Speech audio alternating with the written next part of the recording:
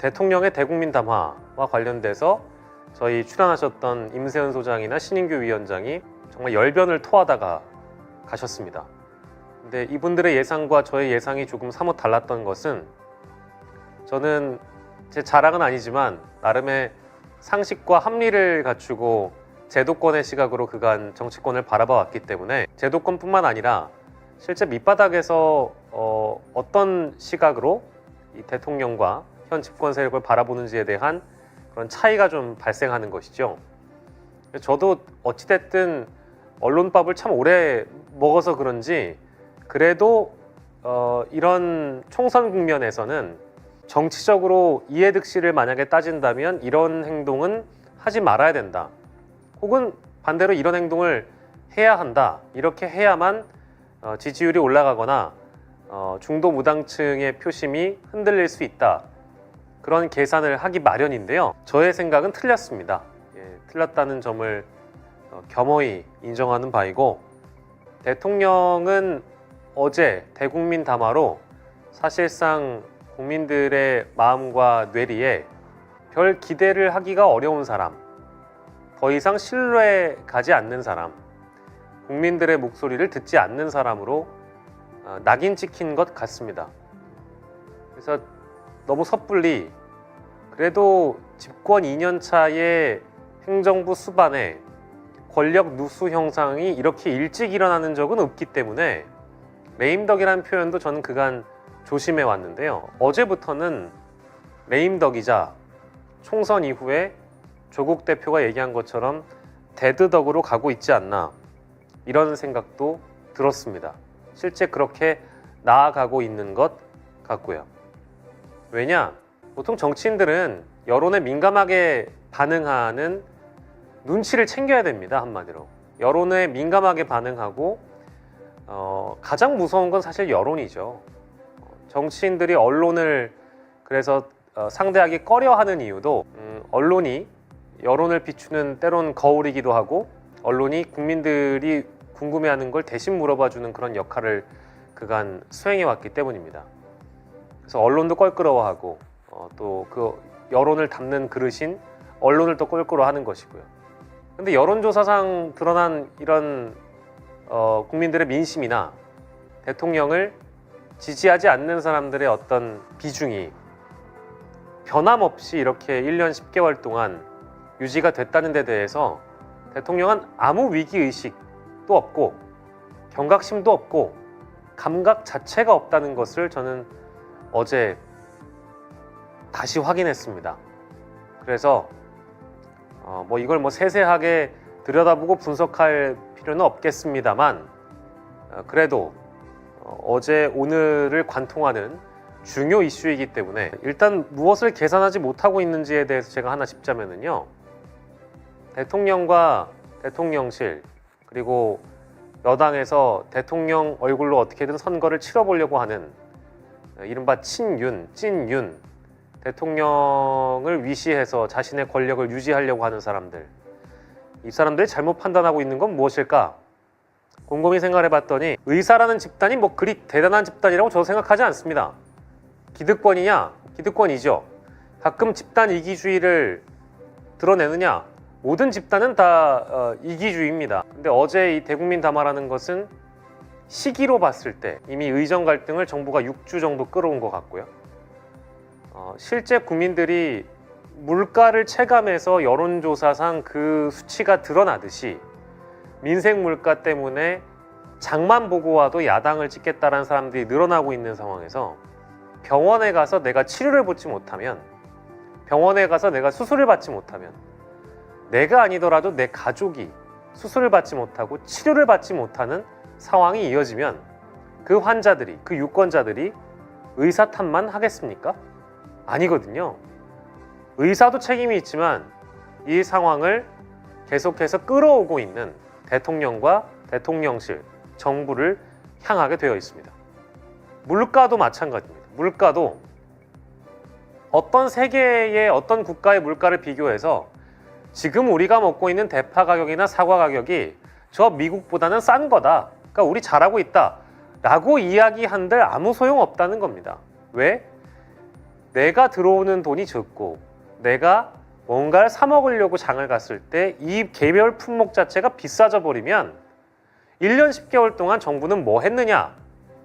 이전 정부 탓을 하든 다른 나라와 비교를 하든 아무 소용이 없다는 겁니다. 왜? 내가 불편하고 내가 힘드니까. 의정 갈등 문제도 마찬가지입니다. 초반에야 의사 탓을 할 수 있겠죠. 다만 6주간, 5주간 끌어오는 이 문제에 대해서 대통령이 어떤 태도로 일관하고 있는지, 정부 관계자들은 어떤 태도로 협상을 하고 있는지, 국민의 불편함을 조금이라도 덜어주려고 하는 것인지에 대한 그 의심, 가장 기본적인 어떤 의구심이 들 수밖에 없겠죠. 정부는 왜 이럴까? 그런데 아니나 다를까 물가는 1년 10개월이라는 세월이 있었고, 게다가 의정 갈등이라는 것은 그간 잠잠했다가 갑자기 선거 이슈로 등장해버려서 2,000명을 콕 집어서 2,000명 아니면 방법이 없다라고 이야기를 해버린 것입니다. 대통령은 적어도 50분이라는 시간을 들이면서 2,000명은 절대적인 수치이며 불변의 가치이며 디폴트 값이라고 강조를 했습니다. 의사는 그리 대단한 집단은 아니지만 의사라는 집단이 그간 윤석열 대통령을 지지해왔고, 심지어 후보 시절에 각 지역 의사협회마다 지지 의사를 표명했던 보수 성향의 단체들입니다. 아무리 갈라칠 게 없다 한들 자신들을 지지했던 세력을 일단 갈라쳤다는 데 대해서 저는 정치적 이해득실을 따지지 않는다는 대통령의 뚝심이라고 받아들여주고 싶습니다. 하지만 그 집단이 갈등을 일으키면서 결과적으로는 5천만 유권자들이 불편해진 거잖아요. 그럼 왜 굳이 갈라쳤을까? 그 목적을 모르겠다는 겁니다. 화물연대를 갈라쳐서 화물연대를 때려잡아서 지지도를 올렸던 상황과는 시기도 다르고 이슈도 다르고 성격도 다르다는 것입니다. 화물연대를 때려잡으면 그때는 잠깐 반짝이나마 지지율의 재미를 받겠죠. 근데 지금 의정 갈등 이슈는 재미를 보고 있는 건가요? 그렇지가 않다는 겁니다.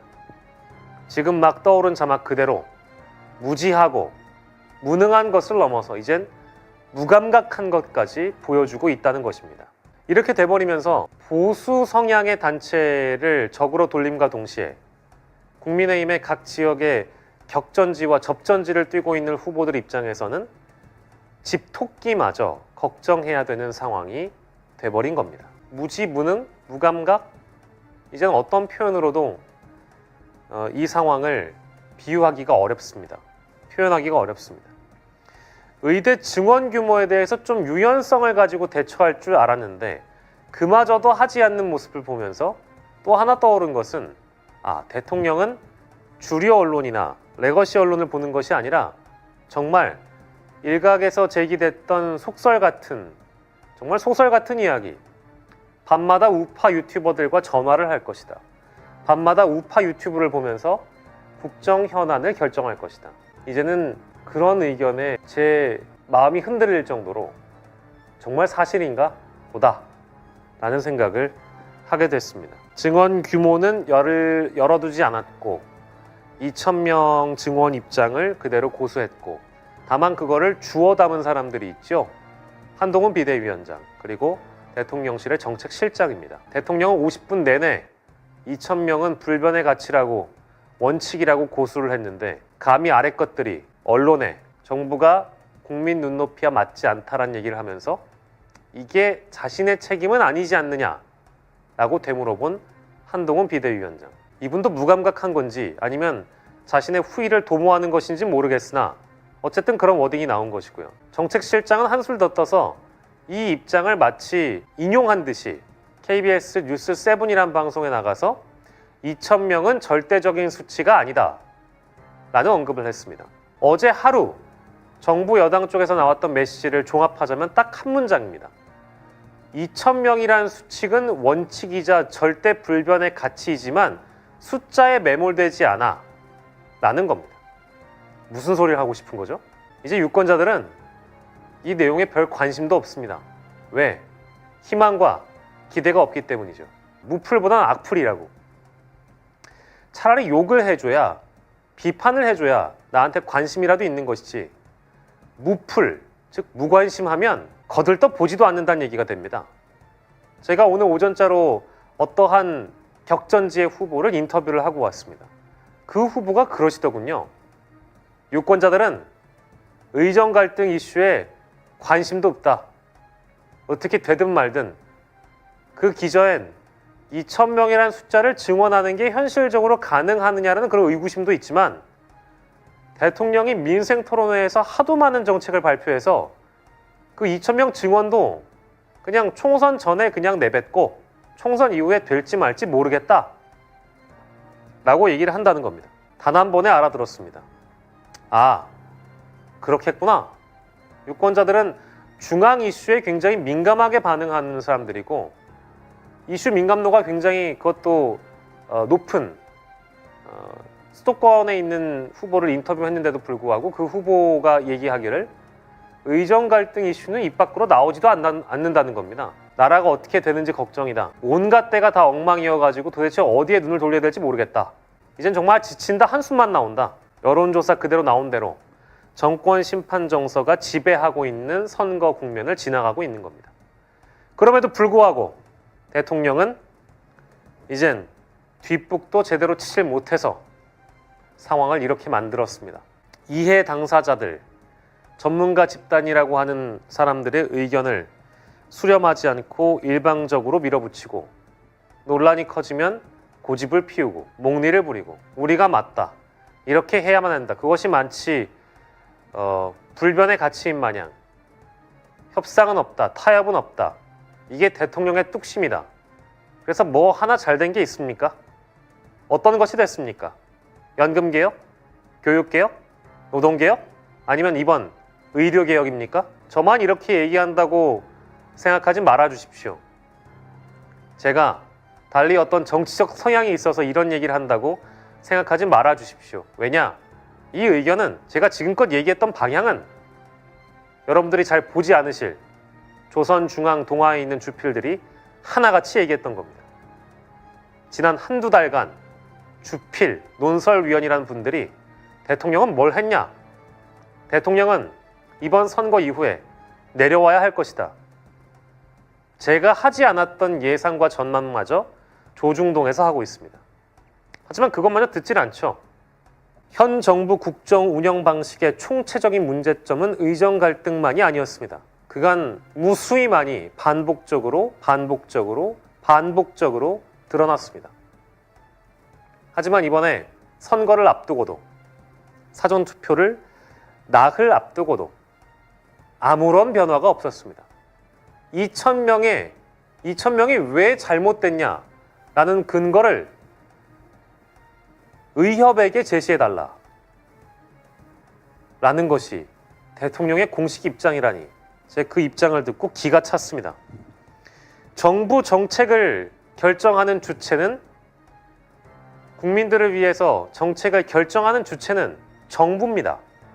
근데 그 정부가 하나의 이익 집단이며 기득권이며 집단 이기주의적이며 돈밖에 모른다고 규정해버린 의료 카르텔 집단에게 대안을 갖고 오라? 2,000명 근거가 왜 잘못됐는지 설명해달라? 자신들이 왜 이게 옳은 방향인지 설명하려고 하는 그런 노력은 하지 않고, 이해 당사자, 협상 당사자에게 근거를 갖고 와라? 왜 그런 걸까요? 본인들이 근거를 제시하지 못하니까. 저는 지금까지 왜 2,000명이 불변의 가치인지 과학적 근거를 제시받지 못했습니다. 그 마음은 여전히 변함이 없습니다. 의대 증원에 대해서 반대하는 것이 아닙니다. 그럼에도 불구하고 도대체 왜 이러는가? 아까 잠깐 얘기했지만 대통령은 눈과 귀를 닫고 우파 유튜버의 말을 혹시나 듣고 있는 건 아닐는지, 제가 주목했던 우파 유튜버들의 제목을 좀 읽어드릴까요? 대통령 뚝심, 의세들 당황했다. 뭐 이런 게 썸네일입니다. 대통령의 뚝심이 통했다. 부산 경남 뒤집어졌다. 국힘이 앞질렀다. 이런 썸네일을 대통령이 보고 있다면, 그래, 우리가 잘하고 있구나 라는 생각을 안 할까요? 그게 아니고서야 어제 같은 대국민 담화가 아니라 대국민 담화가 어떻게 오겠습니까? 이미 늦었습니다. 대통령이 반등 모멘텀을 마련하려고 했다면 얼마든지 좋은 메시지는 나올 수 있었습니다. 언급은 너무 늦었고 총선을 의식한 선택도 저는 아니었다고 봅니다. 실제 그 대국민 담화가 총선을 의식해서 나온 담화라면 더 큰일이고요. 도대체 이 나라에 어떤 일이 벌어지려고 이런 선택을 하는 것인가? 라는 위기의식까지 저는 가졌습니다. 명품백 의혹, 이종섭 대사, 황상무, 물가, 고발사주, 바이든 날리면 모든 것이 정치 공작, 모든 것이 좌파의 음해, R&D 연구예산 삭감, 입틀막 사건, 모든 것이